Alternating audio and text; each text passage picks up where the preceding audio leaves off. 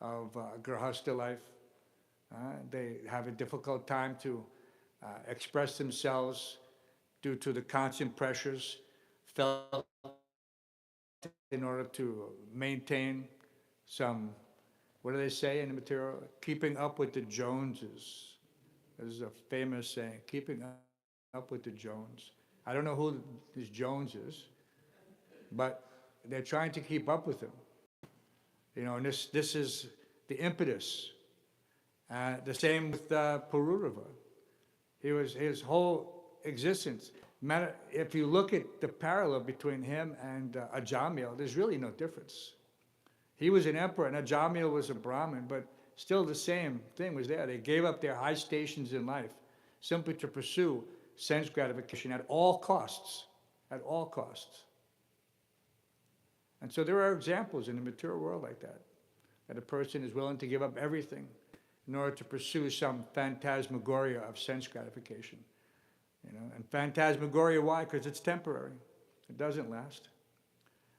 And what is that? I mean, it's almost a cliche that you see so many poems and ballads and songs. They're all written about what? The separation between one's beloved object, I mean, it's crazy. And it's the same song. It's just in different words. This person, you know, his beloved left him, or her beloved left him. You know, it's just, what is the point? It's chewing the chewed. The same thing over and over and over again. So we have to learn. We have to at least see that, try to understand through first or second class intelligence, either by hearing or by seeing, what we should avoid as much as possible experiencing. And there's no need. If you're hearing and seeing, then those two levels of intelligence, first class and second class, should be sufficient. So first class means if a person says, don't touch fire, you'll get burned. An intelligent person understands, yes, that's logical. You know? And a second class intelligence, you know, he sees someone get burned. And then he says, oh, okay. Now I understand a little bit more. And the third class intelligence, he has to touch the fire before he gets the realization that the fire will burn. So this is very, and we see this repeated in unlimited circumstances and examples. You know, and that, like, there's another verse coming that describes how this is like the mudha, the ass, the kara. He's getting kicked in the face when he approaches the female for sex life. Right? Getting kicked in the face. But if you haven't been to India, the example is there's a little disconnect. But when you actually see it, because she has to approach in the backside, so the female ass is just literally, I mean, those kicks would kill a human being. But he's repeatedly getting kicked. So this is, it's a very good example. But one has to understand it in the proper context. It is not supposed to be so dramatic that it loses its value. It's there, it's instructive. There are many such instructions in the animal kingdom. You know, each one has its purpose. And that one is what is the other one? Chewing the chewed. And Prahlad Maharaj is saying, when you see and of course, again, it's another example you don't see anywhere else, really. And in India, they have the sugarcane machine, and you put the sugarcane, Bhakta Ryan has seen now for the first time. You put the sugarcane in, and you grind it, and then he adjusts the wheel a little bit tighter, and he takes the same cane out, and he puts it in again. So they do this at least 3 times, sometimes 4, right? And if you're lucky and you ask the guy nicely, he'll throw a little piece of ginger in there while he's running it through the machine. Makes it nicer. But then, after the 3rd time or 4th time, the sugar cane is completely flattened and splintered. It's just a husk. There's nothing there. And it's thrown to the side. But the animals come up and they try to chew on it because they think that there's still some juice. So that's the meaning of chewing the chewed. All the juice is gone. So we've seen this, the relationship between man and woman and man. It's been documented for hundreds of thousands of years. It's never going to change. There's always going to be heartache and so many things. And even when it's not, it's still a compromise. It's always a compromise. Yeah. But yet one will still enter into that, even though it's a defective contract, right? It says no one would enter into a contract that says, well, you know, sometimes we'll be happy and sometimes we won't. What kind of contract is that? Who will accept such a contract? You know, sometimes I'll perform properly and sometimes I won't. No. But yet we do, because we're fooled into thinking that that small promise of enjoyment, like the empty husk of the sugar cane, it has the promise of enjoyment. And so basically everything is just that promise of material enjoyment, but there's no guarantee of material enjoyment. No guarantee. And we've seen there is no guarantee. You know, so you read about these famous people, they're supposedly like the power couple, everything is there, and then all of a sudden the next day on the, whatever, page 6, it's, you read about the divorce. What happened? I thought they were like, you know, the exempt, but that's the way it is. So it's not, we shouldn't be fooled. You know, devotees were coming every day, we're listening to Srimad Bhagavatam class, we discuss amongst ourselves all these different realizations. We're not negative, this is nothing negative. This is just pointing out what are the pitfalls in material life so that we accept only the best things, that we become the Paramahamsas, in, at least in theory, that we read about, aloof from the material morass. You know, it's just like there's a swamp, you know, and still out of that swamp, the lotus grows. Even in the most muddy situation. Sometimes you go and you think nothing nice could grow in this water. It just looks amazingly bad.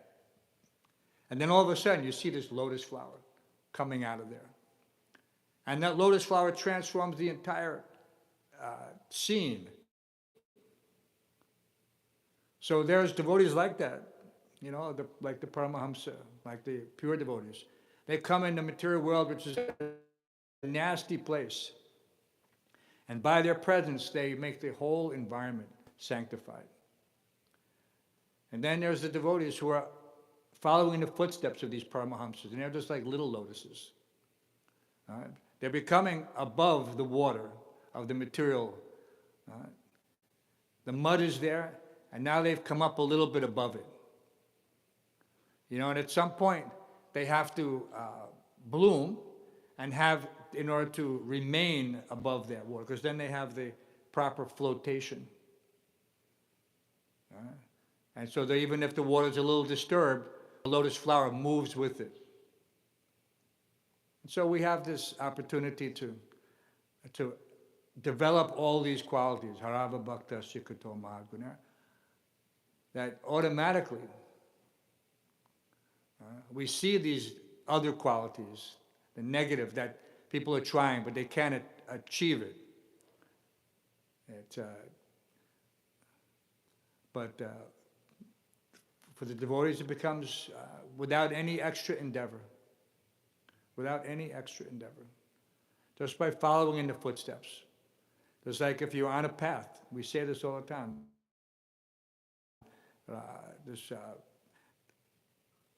Raganuga, following the footsteps of these, the 6 Goswamis. We don't have to do anything differently. And as long as we remain on that same, following footstep by footstep, then the destination is guaranteed. The destination is guaranteed. Just like if you're following a trail in the wilderness that someone else has already traversed, then there's really no problem. But if you think, no, let me go off the beaten path. Why does it say beaten path? Because everything has been put down in such a way that the path is clear before you. You see, when you walk on something continuously, there's a phenomena. You know, if you go to a college campus, you go to someplace else, people make shortcuts. The sidewalk goes here, but people walk across this way. And so because they walked across, now there's a path, because they do it continuously. That's called the beaten path. And so we already have that path. It's clear in front of us. But if we think, no, let me make a new path on my own. I'm so qualified. I don't need to follow this path. I've become so educated, so erudite, so articulate. I am now, you know, whatever I think I am. I'm a Brahmin, I'm a Pandit, you know, I'm this, I'm that. I can just make my own path. No, such a person has just disqualified himself. It means he has first of all, it means he has no faith. He's not following the footsteps, you know, of the pure devotees. He thinks I'm better than him. He may not say it, but that's what he thinks. You know, if I can do this, you know, I'm better. I'm more intelligent. So who wants to adopt a mentality, such offensive mentality like that? So better to be simple. You know, there's Prabhupada till the last, he said he doesn't need anything. He doesn't need anything because he already had everything. You know, the Kaviraj is thinking that he'll ask for some water or this, but Prabhupada answered him metaphysically. That he doesn't need anything because he had everything. He had Krishna. So when you have Krishna, you have everything. So that should be, if someone wants to offer you something that's not Krishna, that's when you should be cautious. No, I don't need anything. Because it will happen, whether by, you know, accident or by, you know, direction, that, you know, somehow or other things will be offered to you that are an opportunity to choose between material and spiritual. And that one has to be prepared. And you cannot just think, I'll take care of it when it happens. When it happens, it happens. You've heard people say that? Yeah? How can I? What is that? That doesn't have any validity. If practice makes perfect, then how is it that, you know, when it happens, it happens? Where does that come from? What is it? This lazy mentality has no place in Krishna consciousness. One should be prepared for all circumstances and situations. He should be preparing every single day. He should be able to contemplate what he would do under certain circumstances, how he would act, how he would speak, how he would react. Right? Because this is being preachers means I have to go out and I have to confront, you know, the material energy in the form of so many different mentalities. It's not that the material energy is a homogeneous, you know, force that approaches you in the same way all the time. No. She knows everything about you specifically, whatever your weaknesses are, whatever your desires are. And so she will come at you through various agencies. It came into Maharaj Bharat in the form of a deer. Well, it's a simple animal, you know, but it held such an emotional connection. He wasn't attached to his wife or children like that. He left his kingdom and became attached to a deer. Maya caught him. That was just the instrument to capture his mind. And for others, it's something else. For others, it's the form of a man or the form of a woman. But you see in Kali Yuga, Prabhupada used to mention all the time about how people are attached to their animals, to their pets. Right? Because they don't have any good experience with their human interactions. Then later on, not in here, but in the 11th canto, It describes how certain animals have certain qualities that we emulate. And the dog is also held up as an example for being faithful. That is his unique quality. He's faithful. And so this is what people find attractive. So how much more attractive does Krishna find us if we're faithful? You know, because this is the indirect hint that one who is faithful, he is attracted to good. To those who are constantly devoted and worship me with love. That's faithful. I give them the intelligence by which they come to me.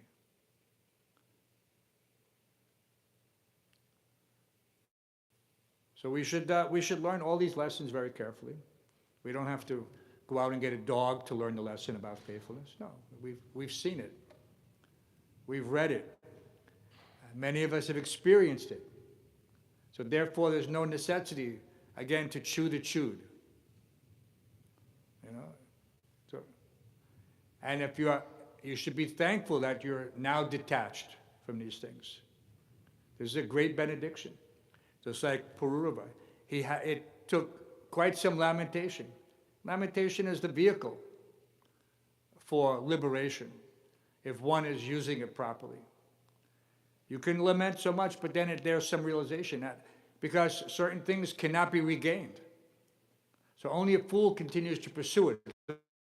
It's like you may have love for something that's no longer potentially available. It's disappeared, it's gone.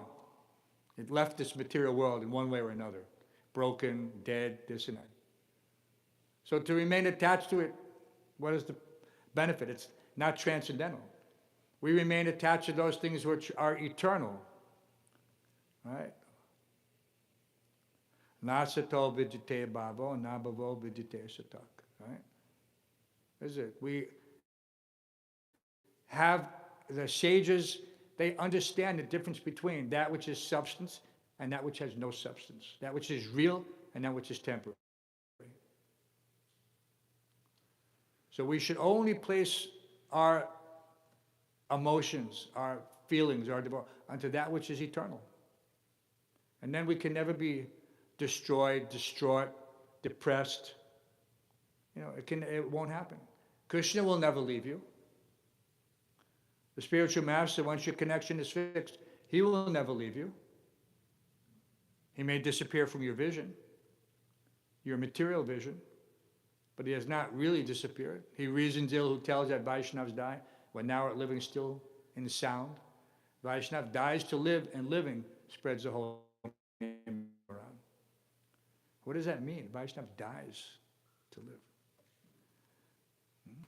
Because everything that's there, just like we have the Bhaktivedanta purports, an immense compendium. Who can say that he has fully realized everything that Srila Prabhupada has given? Especially when these things are newer and newer according to one's level of advancement. And that advancement doesn't mean something, it literally means his level of detachment. Advancement is a nice word, it implies progress. But the real progress is how one is becoming detached from the material world.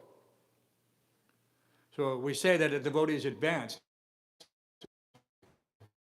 It doesn't mean that he's higher in some physical stature. It means that he's become detached to the extent that the only thing that's left is Krishna. All right? Just like when you're cooking burfi. You start with the raw milk and you cook it. And by gradual cooking, all the water is evaporated until you're left with the essence. And Prabhupada uses that term, boil the milk. Boil the milk. And what does that mean? It means get rid of all the unwanted, the anarthas. You know, so all these unwanted things that you simply, as much as possible, you eliminate them and you come to your original constitutional consciousness. You know, you're not going to develop 4 arms. You know, it's probably Prabhupada would joke like that. People think that when they're liberated, they get 4 arms. They don't understand. Yes, Sarupya is there. These forms of, but it is not here in the material world. It is not, you don't become, who is that Krishna book? Pondraka. You remember reading Pondraka? Have you read that yet, Bhakti? You haven't read Krishna book yet? You're moving through now, okay? Every night before you take rest. Prabhupada's personal instruction formula, at least for 10 minutes. So there was this one rascal named Pondraka. Even Krishna was on the planet still. He hadn't gone away. And he used to dress up. He had these two arms that mimic like that. They didn't do anything. They're just like fake prosthetics. And sometimes people say imitation is the highest form of flattery. So in that sense, he was always thinking of Krishna. But he was pretending to be Krishna, so that's not a good thing. You know, it's just like Kamsa. He's always thinking about Krishna, but wasn't very nicely thinking about him. So we should not become Kamsa, we should not become Pondraka, we should not try to imitate anything, but we should rather try to just become Vasangsi Jirnani Tabiai. This clothing that's external, we need to get rid of it. It's going to get changed at the time of death, so why not do it now? Why not get rid of all these external impediments on our pure consciousness? Whatever is interfering with it. Just like when you have not nowadays, nobody watches TV, there's no real TV.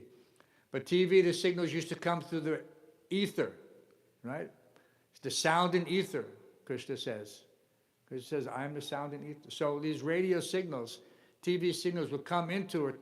You had a box in your house, and it had two antennas on it. What did they call them?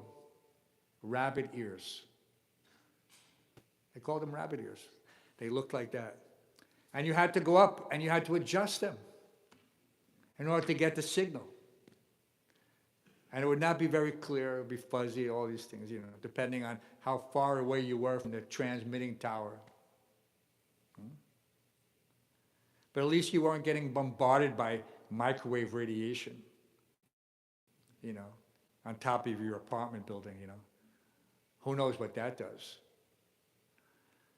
But in any way, the point is we have all of these inbuilt special antenna that we have to finally tune, which is basically the association of devotees. The more you surround yourself, so therefore that's again, this is, you know, we have Sangha. Sometimes you have Sangha once a week, sometimes you have Sangha once a month. When you're in a temple, you have Sangha every single day, all day long. This is the benefit. So this is why Prabhupada emphasized, at least in this training period, while one is new, brahmachari, brahmacharini, you know, before one takes grihastha, he should live in the temple. This is the greatest benediction in Kali Yuga. Greatest benediction. Because so quickly you can see how people come. They've only been in the temple for a couple of months and an amazing transformation takes place. How is it possible? Some people are trying for years and years, but they don't have that constant association. They're not in the fire. And I probably use that term, in the fire. All right? When you put an iron rod into the fire, it becomes just like fire. It develops the qualities of fire. Wherever you touch it, it will burn. Right? So this is what it means by being in the fire. And you hear this example Prabhupada uses. So the devotees here, we're very fortunate. We have the opportunity to be in the fire to the extent we desire. So don't try to, even in the temple, don't try to be separate. The more you can associate, yes, sometimes it's not easy. We all have our different situations. Sometimes we feel that, oh, this person doesn't understand me, or this person, what's to understand? It says if we're all trying to become Krishna conscious, then we're just simply trying to help each other. It's like when you're in a hospital. The doctor comes to him and says, no, you don't understand me. You can't help me.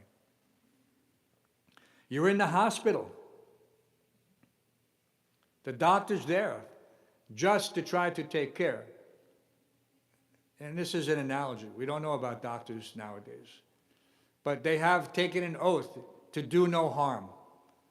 So there's no devotee who's coming in, who's trying to manipulate you or this or that, the other. No.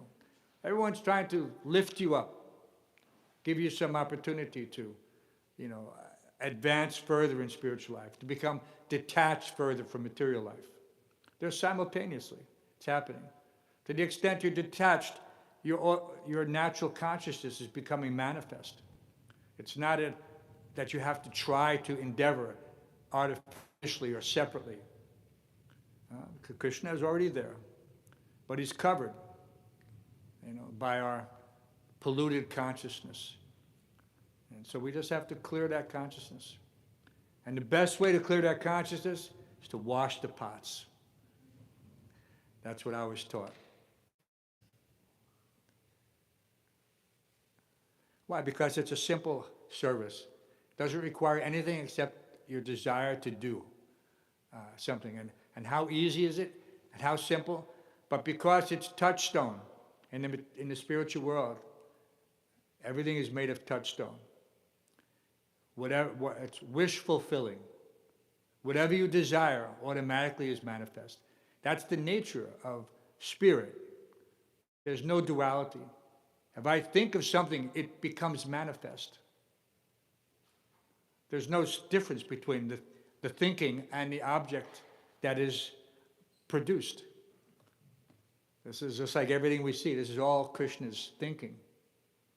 There's no difference. It's not that he has to think with an organ composed of neurons and synapses. No.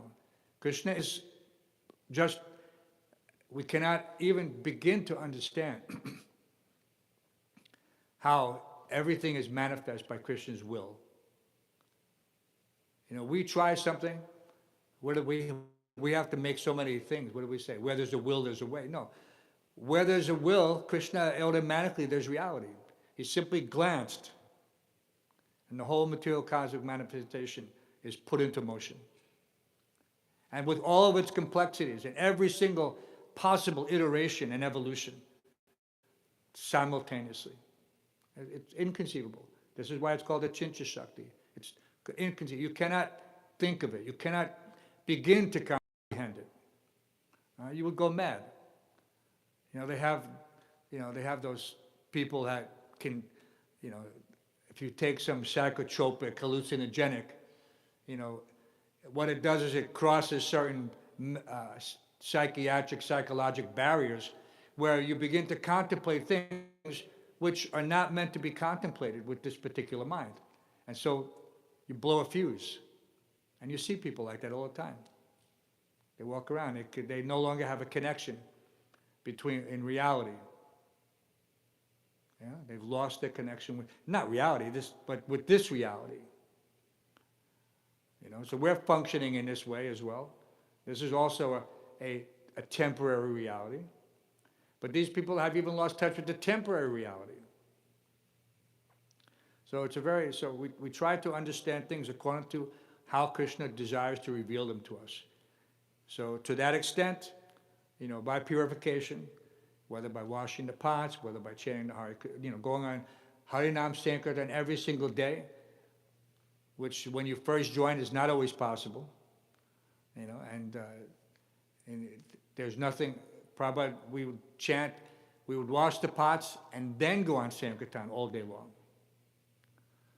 So you get a very potent combination, of diet and prescription. So I sincerely pray that we can maintain this society the same way that Srila Prabhupada envisioned it, without any mental speculation, without any adjustment according to our feeble brains, and just to preserve what he has given us, because it works.